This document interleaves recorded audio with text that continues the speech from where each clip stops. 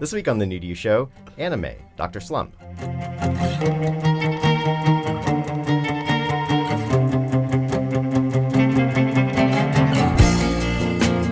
Hey everybody, welcome to the New to You show. I'm one of your hosts, John Holt. With me this week is Julian Cage. Keith Allen Vincent. And joining us, our guest, Taylor Smurl. All right, welcome Taylor. Happy to be here. All right, so what's your story? Where do you come from? Oh man, put me on the spot. Well, I also do a podcast called Still Buffering. I live here in New York City, where I have a secret identity as a bartender via West Virginia. So, But you can't tell because she wears glasses when she does it. You're like, That's her have I identity. seen that person before? I'm not a very good bartender because it's super dark to wear them inside. Yeah. Well, they don't have to be sunglasses. They No, can just be. But they are. Yeah. It makes you look cool. So where in West Virginia are you from? Huntington, where? West Virginia. Okay. Home of Marshall University.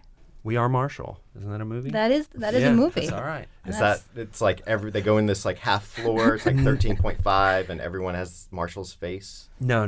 That's the one about Finding Forrester? That's the one about the guy from John Malkovich. Oh, really? Yeah. That doesn't sound familiar. Well, I just drove through West Virginia like 2 days ago, and y'all got top-notch rest areas in West Virginia. That's Highway what we're 81. known for, actually. Yeah. That's the state motto. Really good rest area. Yep. Rest a while, but Really move on. beautiful. Very well mown. Very well weed-eated. I don't know. Snack machines just like top notch. I can't say as I can't comment on the snack machines. Do they all have the same restaurant? Is it those kind of? No. See, that's the thing. So New England people don't realize this, but once you get out of New England, you can go to a rest stop, and it's literally just a bathroom, a big one, and a nice field with like fun little places to sit and eat. You don't have to be forced to eat Roy Rogers every time. Well, that's the fun of it. Yeah. I guess I would never I mean, have what else eaten you- more yeah. at Roy Rogers if not for that. What else are you going to eat? Is that the only restaurant that There's exists? a specific highway that just has rest stops that are all identical, and they are all Roy Rogers. Yeah, Wow. And that's on probably the Mass Turnpike. And so you're Wow. also an illustrator? I studied comic books and actually here in New York at SVA. All right. And I mainly do like freelance stuff. I tend to get more work in like band posters and that kind of stuff. Cool. But yeah. And what's your medium? What do you prefer to work in? Well, I used to do everything like, old school clunky style, pen and paper, brush and ink. I am embracing now the computer element. It's so I feel like I never really mastered ink, and so I just put it to the side and said, forget this. Computer fixes all my mistakes. That's right. Command Z. Use the You don't need that. You don't need to get the gouache out. Nope. Undo. We're excited to have you here. And before we get into our topic, which I guess we'll let everyone kind of explain what their thought was on the topic. Initially, we had kind of said Japanese pop culture, but we all landed in the sort of anime manga world, which is a commentary on that. So we'll let everyone kind of speak to that when they introduce their pieces. But before we kind get of how into you came to it and what yeah. what influence it might have had on you. Yeah, and so Jules is going to have a pick this week, which we'll get into after. Oh, John, what is new to you this week? Yeah, John. What's new John, to you? what's new to you, buddy? I am excited for the new David Brent movie, Life on the Road, which is it's the British Office. That character, David Brent, Ricky Gervais plays. He's that He's the bumbling- British counterpart to Carell, Steve Carell's Carell, character in right. The American Right. Office. And so it's been quite a while, like almost 10 years or something. More than that, I think it's probably closer to 20. No. Yeah, 97 or something like that. Really? I Well, think so. it's been a while, but anyhow, they're making a movie about sort of after The Office, with this character who's he's a traveling salesman now, and he's trying to have a music career. And they put out a music video of one of his songs called Lady Gypsy that's on YouTube right now, and it's amazing. And I like that English folk music, and it's lampooning it up and down. It's amazing. It's like the first shot is this tree bough, branches, and you pan down the tree, and he's straddling, like he's sitting at the bottom of the tree with the trunk thing, like normally someone would have both legs to the side, but he's got it right between his crotch, and his character is so obnoxious and just in this little 3-minute song.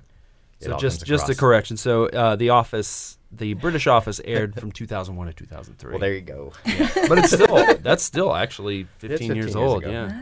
But yeah, so I think that movie's coming out pretty soon, or is Well, out they now. touched on it. So when the original show came out, they did two seasons and then And then a a little special. break, and they did a Christmas special, and they kind of hinted on David Brent's like future in that they showed he was no longer working for the paper company when they came back to the holiday special, and they showed that he was doing like touring, trying to do kind of stand-up comedy and stuff like this. It's that show is going to be great. That character is to me one of the most influential in my since there was Seinfeld and then The Office as far as like changing all television in my opinion, and I think like that breaking things comedy. open for yeah. comedy. Mm-hmm. Yeah. And his that the character of David Brent it's one of a kind. You're never going to see anything as masterfully done as that. It makes you uncomfortable, but in the best way. It's just so well done. You hate him, you love him. Well, you don't love him, you never love him, but you do feel sorry for him Yeah. often, even though it's his own fault with everything. I just love it. Taylor, did you ever see the British Office? You know, I never have. I've watched some of the American one, but from what I understand, I'm really missing out. Yeah. It's well, it's like- it's different. It's different. It's Yeah, painful, but like if you like that sort of like pulling away the band-aid slowly kind of thing. Yeah, Oof. Yeah, it's like full of cringe. Full of Yeah. cringe. nice. And it's they just dig that hole just a little bit deeper than you think they could every time. Yeah. And it's so painful. What It's and so- I like the American version of The Office as well, but what they don't have is that just discomfort. This like on the edge the whole episode, you're just waiting for somebody to say something terrible and ruin their lives on that show. Part of that's because it's lit a little bit poorly. Like it Yeah. seems a little cheaper and therefore a little more real and gritty. So it makes it. You always hear bad sound, like they're micing it poorly, so you hear like copy machines in the background and you hear Yeah. people mumbling. Yeah. So it gives it this. Kind of like our podcast. Yeah.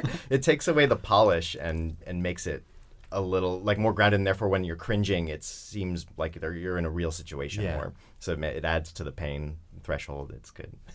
This I mean, that kind of makes me think of like Waiting for Guffman, like the Yes. Christopher Guest sort of just Totally. like awkward pan away, just staring at the camera too long. I forgot about that. Yeah. So he definitely established that. He's British. Oh, okay. Well, there you go. Yeah.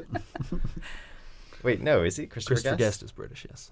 Look it up. No, I'm not gonna. Everybody's looking at it. The one thing I am nervous about the movie for is that Stephen Merchant, Gervais's writing partner, is not involved with Really? life on the road. Did they have a falling out? I don't think so. I think they just had different projects going on. He was in a play at the same time, and they both have just been really busy. So I think they were. I don't think it was a split or anything. Yeah. They'd done Life is Short together, that Warwick Davis Yeah. show, and then Merchant had his own show on HBO.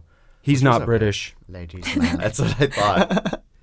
Yeah, but I think he's got connections to England, like his family's British or something like Sure. that. Well, Yeah. the Spinal Tap, he had an English accent. Well, Yeah, there's I that. think that's what. I think No, that's what no, it there's is. a- I think that's what it is. He holds dual British and American citizenship. I think Ah. there you go. Best of both worlds. You got Saved by the Bell. There you go.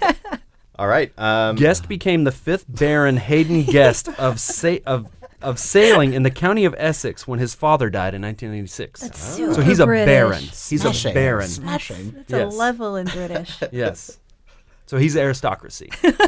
All right. So that makes up for him being born in America, I guess. In the colony. Yes. It'll be reclaimed now that they're coming back for us.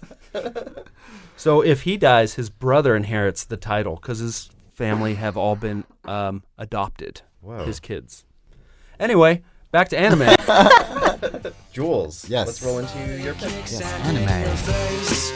I'll buy the books and hit the weight. I'll make a cringe and thrill and go away. I can't take no trying to make you smile. It's me, you're total geek. Yeah. Love you so much. Why?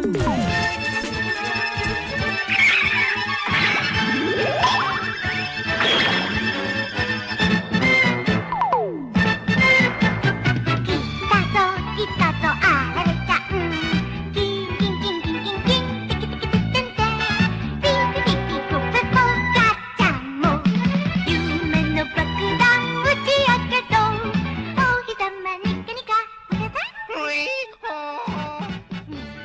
So animes, I guess my pick, which I'll get into, goes back to kind of the very beginning of my exposure to anime. So I grew up in France from age 3 to 13. So that's when I first watched a lot of anime, because basically they would just buy Japanese reruns and dub them, and that's the majority of what French kids TV was. It was like anime, a couple American cartoons, but those were more expensive, and then some like really terrible like French version of Saved by the Bell, but like just even worse. Live action? Yeah, live action. All right. Yeah. Le Screech! Yeah, and they were all packaged, and they were all packaged together into like a kind of a variety type show that had hosts. Kind of like an MTV thing where they would be like, check out this new episode. Or more like being like Bozo the Clown or something. Oh, okay. No, well, I mean, this one wasn't. Was it like so, variety or was it? It was kind of, I don't know, it's hard to say. I don't know, it really feels like it was filler, really. Like they were just trying to pad it out. And it was all like, now that I watched, because I watched some reruns to kind of put me back in that mindset. And it's like, they're like old people that are just kind of like, you're like, what are you doing on kids' TV? What Like, happened to your life that you're introducing Dr. Slump and you're 37 years old? Yeah, exactly, yeah. Wearing pigtails. Well, that goes back, like I said, when I was watching Rock and Roll High School, that Ramones movie. The woman who played the high school, like the blonde girl who was like the big Ramones fan, was Quinn? one of the duo who went on to like introduce kids cartoons on a UHF channel up in New England, up in Massachusetts, or it was like TV38, which is like Rhode Island and Massachusetts. So TV38 Was had it this public guy access? No, it was Okay. UHF. Like Okay. it was like Paramount's the Paramount Network UHF channel. I guess that was more common in that era to have like boring adults introduce children's television.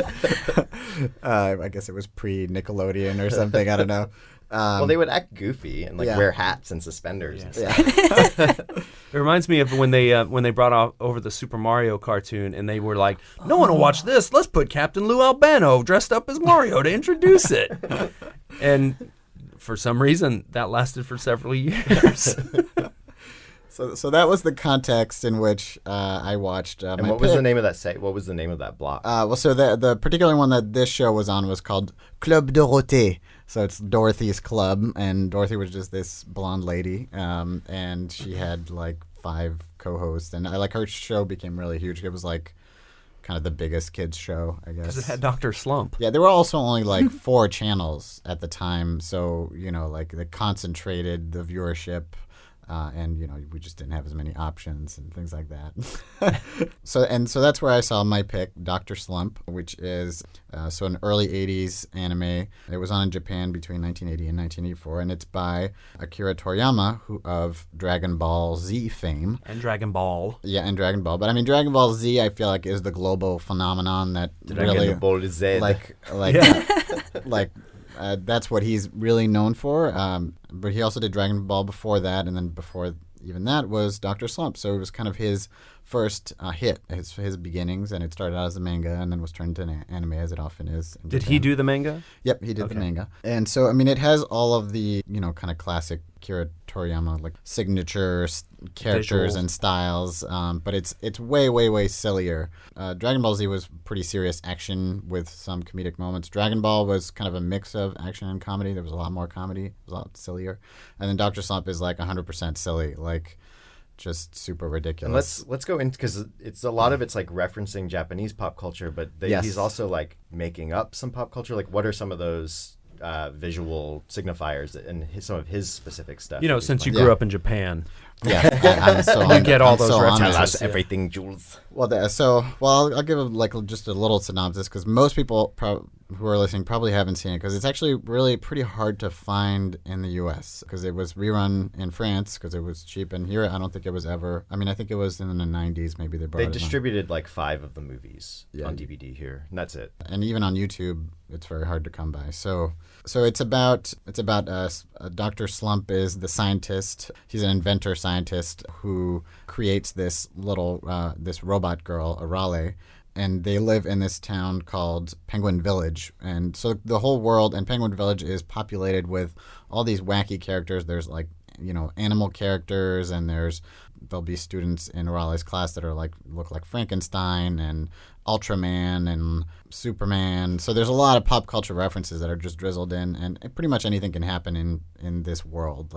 The sun has a face and personality, and the show is also very self-referential, and they break the fourth wall off, and they refer to they talk about what's going on in the show and things like that.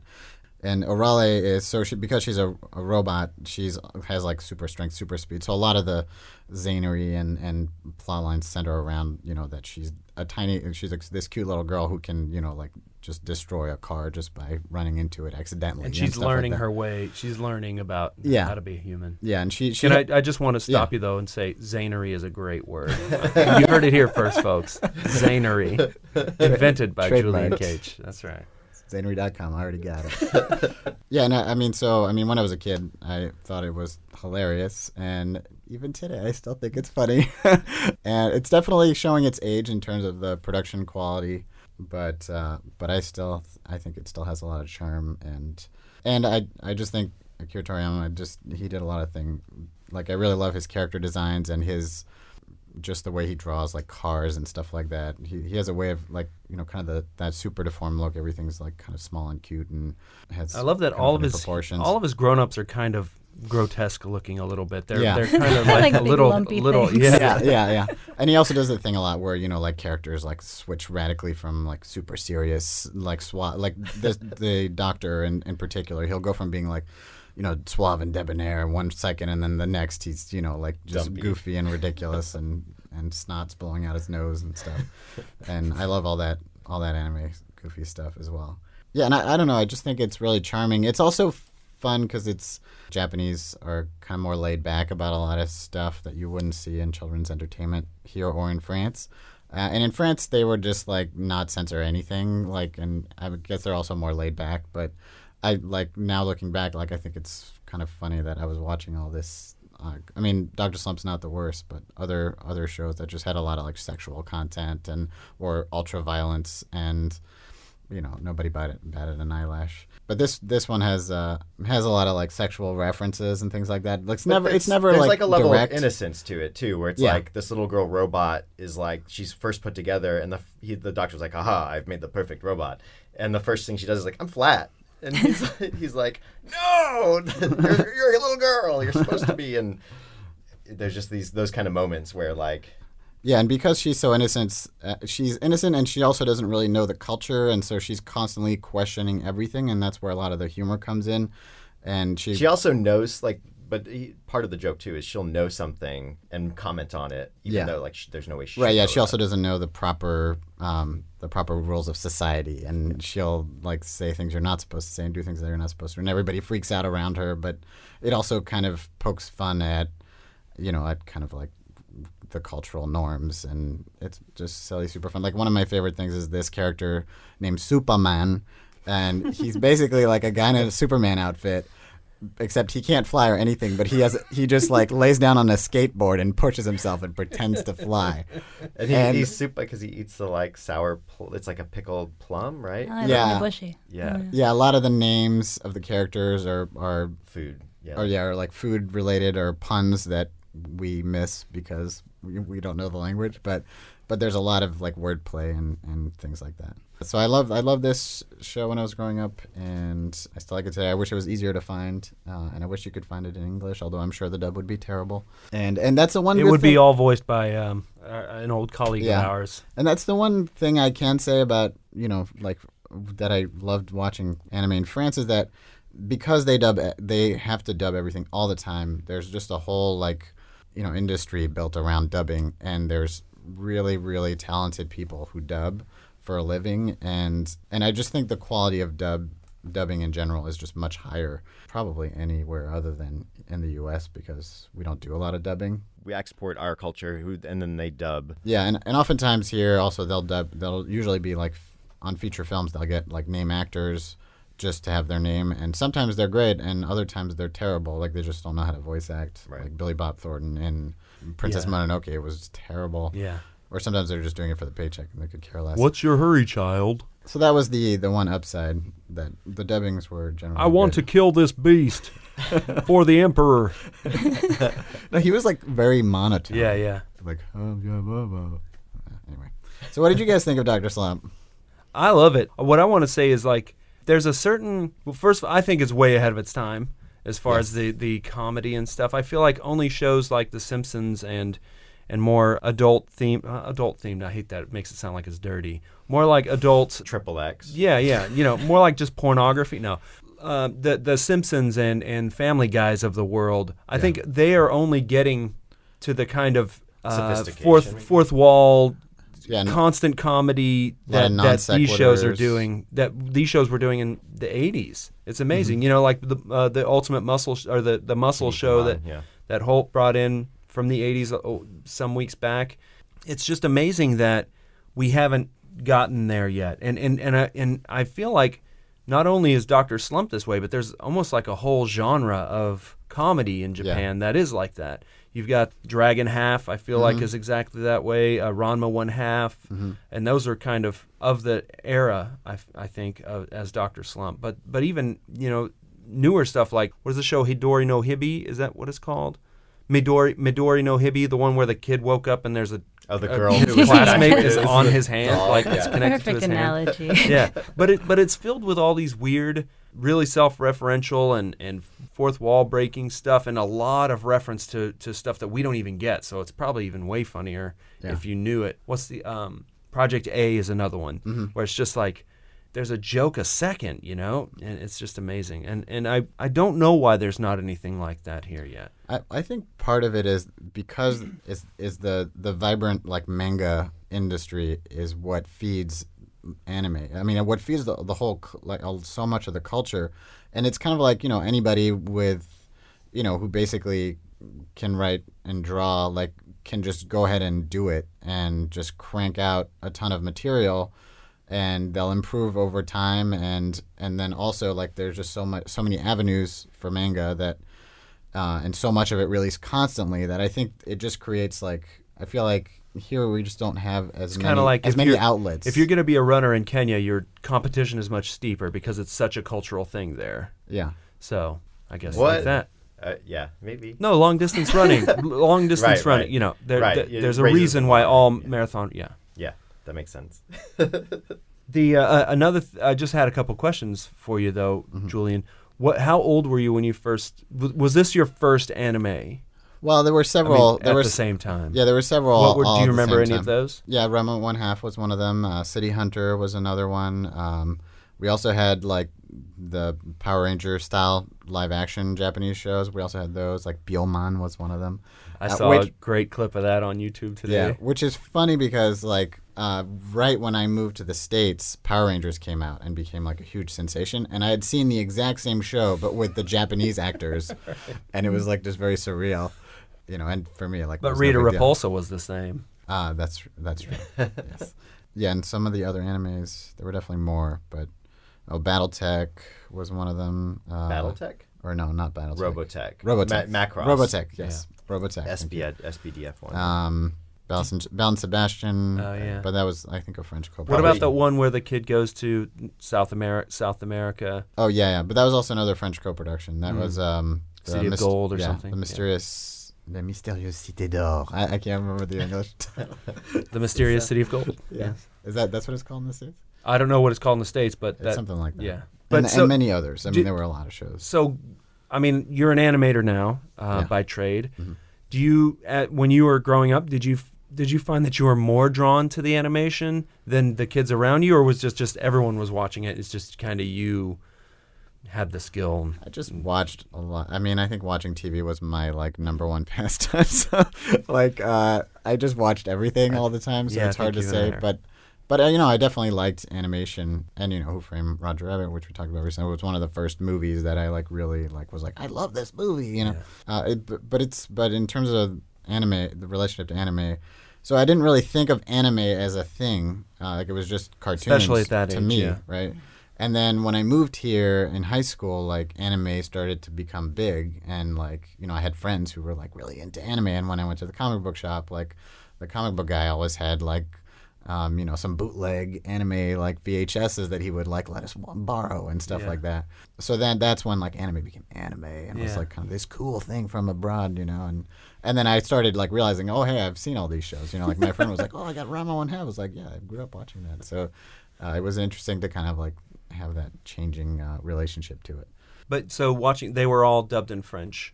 Yeah, they were all dubbed in French. Do you ever, like, when you watch it, do you still picture some of the voices? It's been long enough now that I don't, so no. Long and short is. But it's funny when I do, like, 'cause I watched some clips today, and it does kind of like, definitely triggers nostalgia and puts me back to that time. Taylor, what'd you think of Dr. Slump? I found it was so charming. I was not a huge fan of Dragon Ball Z. I love the design, like I love his artwork, but the story didn't really suit me. When you were talking about the humor on this and like kind of not finding a parallel in children cartoons in America, to me it almost is like a Monty Python kind of thing. It's like a lot of like puns and like visual silliness, and that's just, it's so like just pleasurable and fun, and kind of you just turn your brain off and enjoy the bright colors and the silly voices. Like I just found it really, really charming. Yeah, and if I think the original Dragon Ball has a lot more of that charm in it, and it actually has like the Master Turtle is a lot like Dr. Slump. He's like kind of he's a like lech. Yeah, he's both like a serious master and a goofy old lech at the same time. And Goku was kind of the same. He was like, super small but super strong and super talented, figuring but out kind how of to innocent. use how to control his powers and stuff. Yeah, so there's definitely some parallels. It makes me wonder how he ended up on Dragon Ball Z. I mean, I know it was just kind of an evolution, but out of this guy's oeuvre or whatever, out of his body of work, Dragon Ball Z is honestly, I think, the ugliest of the shows. But it's just visually. But I don't know what it's it like is. a powerhouse. It's just like endless fighting, and that's what. Certainly, I mean, I get it, but there's a little bit. But I don't about, get it at the same time. In the Dr. Slump manga, there are a couple like chapters where he's like, where they have a kick the can competition, or they have like a wrestling or a fight competition, and those were ones that readers really. This was a weekly like Shonen Jump release. Those were ones that people really glommed onto, and the readers really liked. So then he was kind of offered like, hey, let's start another one. So 3 months after finishing Dr. Slump, he jumped into doing Dragon Ball. Yeah, and Dragon Ball started out as like there's a kind of a brief training, and then it's like right into tournament stuff. Yeah, tournament fighting. Which reminds me of sorry to interrupt, but it really reminds me of the Naruto kind of thing where they were like, oh, we're gonna train. Oh, forget it, throw that all out the window. It's just all battles all the time. Yep. And maybe that's the downside of the fact that they all come from these weekly mangas, is they're kind of like creating this endless like cliffhanger. Yeah, right. Keeping you coming back every week. I would love for somebody to edit that into like, edit all the baloney out and just make the whole series, but like in probably 1/3 of the whole time. That exists. Dragon Ball Z Kai. All right. And it's like, I think it's 4 DVDs long, and I actually watched that, and it kind of cuts out Dragon all Ball the... Z Kai, they put that was on Cartoon Network, right? Was it? Was it on? It sounds familiar. It's a newer release. Okay. Yeah, no more like power-ups for like 10 episodes. It's just like content. But some of that too was economy. It was just like, because there would be like recap for half the episode basically, and Goku just running down that bridge for like however many episodes. He's working out in his space station again. I remember my friend would always say it's drag on Ball Z. But getting back to Dr. Slump, sorry, I think it's interesting to see where you kind of start with like humor. Dragon Ball is that middle ground, and then Z is just like it's taking sort of this is what had mass market appeal that we saw in these 3-4 years of doing Dr. Slump. This is like distilled down. We can just crank this out and people just chew it up and they love it. And I mean, I get it. Like it's soap opera stuff for teen boy kind of thing. Certainly. Between that and Pokemon, I think that's what gave us the rise of the internet. Pokemon and Dragon Ball gave us like the sort of renaissance of anime that we had in the like late 90s, early 2000s. Just because the market was flooded. Everyone was buying everything, even though it wasn't selling yet. So, and distributing it like crazy. So there's a lot of money, which was good. I liked it a lot. I remember we did a show And we had some characters that we referenced for that, like the guy. We used to work on a TV show, yeah. That used, and we referenced a number of his designs and characters and would put these guys in because Raleigh's like hilarious and so weird. The poop emoji, like there's this whole thing where she chases a guy around, you know, it's that like kind of swirly. The like poop emoji like, in the phone. Yeah, that's the Japanese like poop symbol basically, and he uses it all the time. And man, I don't know if he came up with it. I don't know like who the progenitor of this. Who created Like, well, we're gonna have to iconic poop? I'm gonna save that for my thesis. Yeah. I've definitely seen it in other animes, but you're right. Maybe Hulk, save it for a show. That could get a whole show out of it. We'll do a topic of poop. What do you pick your favorite emoji? They'll put it on a stick and just like chase people around in this comic with that. And there are these aliens that are just butts in this in this comic too. In Dr. Slump. In the comic of Dr. Yeah. Slump. Wow. They probably show up in the show. They So do, many they fun do. and funny characters. Yeah, and Well, that's one of the. Go ahead, Jules. the show is also very faithful to the manga. Like, cause I pretty much read and watched the same, like, to kind of refresh the same slot, and it was so similar. It was crazy. Yeah. Well, one of the things that I don't know if this was common at the time, but I really love the way that it's about the neighborhood as much as it is like the little town as much as it is about any character, which is done very often now in like The Simpsons and stuff. But you get so much mileage out of these just fun little characters that in other shows would kind of just be background or whatever. But Well, and you also just have so many of these like recurring background characters or that could incidentals. always be a joke if you want. Yeah, exactly. And Adventure Time does that really well. yeah. And they'll be just fun, weird, like a crow that flies by and just says idiot, idiot, idiot. Yeah. Or like like a pig missile. Did you ever see it? It's just like a pink bullet with like fire coming out the back, and it's a pig, and it's just kind of flies across the screen. You never see what for what? No, it's just sort of like there's a scene, and he didn't transition. want to just have like it's an Right. establishing shot, Yeah. but it's like making it this Let's establishing put shot a little funny. joke in there. Yeah. Because the backgrounds are very sparse and simple, and intentionally so. It's also a lot of good Western. Like there's a lot of Western stuff that he's playing with in there too. On the sparse backgrounds, I really admire Akira Toriyama for pulling that off, because if you can design a style that kind of has that minimalism and people like it, that's just so much work Yeah. saved Yeah. for you. You nailed it. Plus, Good job. I feel like manga and anime is like usually like traditionally goes the other direction, where Yeah. they have like the most hyper detailed like photoreal backgrounds in everything, even if the characters are like super simple. And Yeah, one of the movies I was maybe going to talk about is Tekken Concrete, and if you look at those, you could just stare at those backgrounds because they are every the most minute detail. when I read the mangas, I always have this thought where I'm just like, why? like no one would care if you did less. Like, but maybe somebody would. I don't know. But there's a point, there's a reason, Jules. You're supposed to your eye's supposed to rest on that and settle. It's a passage of time thing. I'm sure. I'm with Julian on this one, especially as an artist who's often lazy and often coming up with ways to try to do less work. Yeah, exactly. I'm always just like, man, you just must have really loved to draw this stuff. That's like one of my favorite mangakas is Tatsumi, who does like very bleak, sad comics, but then it's just like all these sad little like kind of poorly rendered humans in these intense, delicate, beautiful backgrounds. And I think that's a symbolism thing he's doing there, but it's also just like, oh God. Yeah, that's definitely a skill that I don't know. I've never really warmed up to just zoning out and just drawing detail. It's always just such a force. I'm always forced to do it when I do it. Well, plus with those backgrounds, you can't even zone out because it's always like 3-point perspective, really complicated stuff. Like I'm just like, oh. Yeah, but Well, I that's think why you have if, assistants. yeah, if you're the dudes that are really good at this, it's just like getting in there, getting in a trance, and just drawing. I think. That's I suppose. I will say, and I don't know how much of it's part of the production now in Japan, but you used to be able to find like the screen tones. Even building screen tones, like epic forests. Zip tone, you just scratch them in there. You don't have to Rub draw it that down. stuff. There's probably a lot of reuse and recycle, and Yeah, photo tracing, and definitely. so forth. Oh, yeah. Joel's good. But that's pick, Dr. Slump. Yeah, and it is hard to find, but we did find a few episodes online, so we'll link to those in the show notes. Yeah, so you can we'll link to a couple. you can check it out for Are we yourselves. legally allowed to link to some of those? Whatever. Okay. Wow, I mean, dude, we're way not- to be punk rock. We're not responsible. Dude, Jules. You know what? We're gonna We drive. didn't put it up on the Yeah, internet. we're just like, hey, here's this link. Hey, Your Do Honor, with it what you I will. didn't steal this stereo. A guy in a van sold it to me. What's wrong with that? I mean, maybe it's a legal site. I don't know. I don't know if there are too many like lawyers for Dr. Slump out there. No, We're just no. waiting. Toy is just like crouched, a little cat mask on, ready to leap out and get you.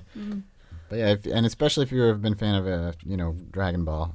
Well, if you like Dragon Ball Z, then you should go back and watch Dragon Ball. Yeah, Because that's like Dragon Ball Z, but with probably but better. a little more but humor better. and heart. It's better. I think it's definitely And better. then if you it looks and then better. if you're like, oh, this is funny, go back and watch Dr. Slump because it's even funnier. Well, let's jump right in on Slump. Why go back? It's a little weird too. They did 2 productions of Dr. Slump. yeah, Wow. I didn't know about that at all. I haven't seen any of the Well, new I stuff. watched- What does that mean? To like So the there different was the- production company did them? Yeah, there's the 81 to 88 or 86 Yeah, run, 86. which was 243 episodes. Of Dr. Slump? Yes. Wow. Then there in the 90s, I think, there was another run. Yeah, it was 97 to 99. Another like load of episodes, and 70 that 74. she had brown hair. She didn't have the purple hair. It's a little weird. I don't know. But was it very similar in tone? Because I never saw those. Yeah, it's a little not as good. I don't think. I watched a couple of them, but Yeah, I wonder why they brought it back. It's interesting. I mean, they were doing movies at the time. I think it's just they could sell it, just like they'll never stop putting out Doraemon stuff. And they'll never stop making a Batman animated series of some sort. Yeah, no, actually, Doraemon, that's the like robot dog Robot cat thing. that Yeah. has like, is he a time traveler and he has a magic Yeah. belly? Yeah, I feel like Dr. Slump owes a lot to that. Oh, certainly. Yeah, there's a lot of parallels to that as well. Yeah. Yeah, it's funny because I watched Doraemon I think I didn't start from the beginning or something, and I'd seen a lot of it, and I didn't know he was a robot for Or the a cat. longest time. Or a cat. Yes. Yeah, the whole idea, He was just Doraemon. yeah. and- The whole idea is that if he had his ears, he could control his time travel, right? That's Yeah. Doraemon. And so you don't know he's a cat because he doesn't have ears. You're just like a purple, like a blue ball. Yeah, and you don't know that, and I didn't know he was a robot either. Yeah. When I found out, I was like, oh. I think I found out at the Japanese the Japan Society when they did that show there. Yeah, that was we were actually, me and Jules were talking about that before. I don't know if you ever got out to it. It was in 2005.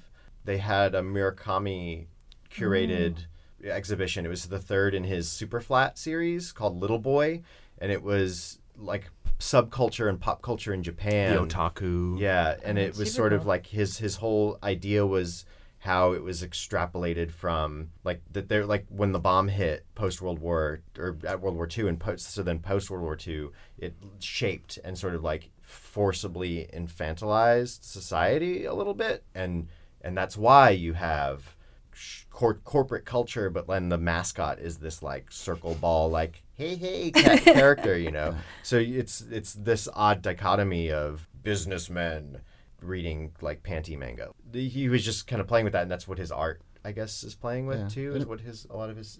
Yeah, and the exhibit made a really strong argument for it. It also just showed the impact of. But you can still get the book of the show. Yeah. It's pretty neat because there's a lot of chronology there that I never put the pieces together of this show influencing that show influencing that. It was really really great. The Japan Society in general is a fun place to visit. So if you're ever in New York and you're into that, there's a lot of really neat stuff. Yeah. I mean, it's not often about manga or anime, but it's a They really have neat exhibits regularly. Mhm. Yeah. Have you been and they over? shows too. They show movies a yeah. lot there too. I think their Japan Cuts thing is going on right now. They have cool. a couple weeks of Japan movies straight from Japan. They also have an excellent language program. I took lessons there for a couple years. Oh wow, Cool. Japan Society. Mhm. Wow, cool. Awesome. Are you still taking lessons there? I finished up my last semester I guess it's been a couple months now. I'm kind of at a point where it's like there are 9 basic levels, and then from there it's like independent study basically until you know Japanese. And I think that's my wall. But Like when you get to the The point, they're like, self-motivation no. wall. Exactly. That's is the it one like I a, have. it's like a brown belt, and that's kind of like if you want the black belt, Exactly. with the like 3 stripes on it. They'll whatever. tell you when you're done. I'm Yeah. like, oh, I'm done. So how's your Japanese? How do you, in 2 years, how do you feel about it? 少しわかります。でも、あまりわかりません。 Oh, I'm I know impressed. some, but I don't know much. Yeah, there we go. I've been to Japan a couple times, and it's like serviceable. I can get around with it. When people talk back to me, that's when I'm like, no, Yeah. I know it sounded good, but I don't understand you at all. Yeah, the real challenge it seems You're like, to me. oh, you're really good at this. 上手ですね。すみません。 It reminds me of on the movie Billy Madison when he's learning Spanish. He goes, "Speak slower." Have you ridden cabs in Japan?